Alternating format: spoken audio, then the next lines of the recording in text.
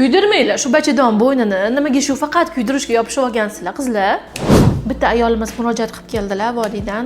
Shunaqa yig'laydi, shunaqa ham ko'zi yoshini tindira olmaydi. Menda rak bor ekan, bachadon bo'ynimni kuydirib bering kamolaba. Meni erta kuydirishmadi deb keldilar. Men ularni tekshirdim, ko'rdim. Erta bilasizmi, juda ham idealni bachadon bo'yni. Faqatgina ektopiya aniqlangan edi. Ektopiya bu bachadon bo'ynini normal holat hisoblanadi. U bachadon ichki qismini tashqariga o'sib chiqqan holati hisoblanadi. Qizlar, bu norma hisoblanadi.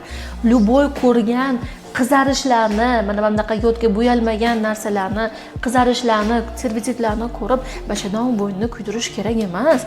Hamkasblarimga murojaatim, ayol kishiga hech nimadan hech nima bachadon bo'yni raki borsanda deyish kerak emas. Avval tekshiring, ko'ring, o'rganing, undan keyin siz tashxisga amin bo'lganingizdan keyingina gapiring.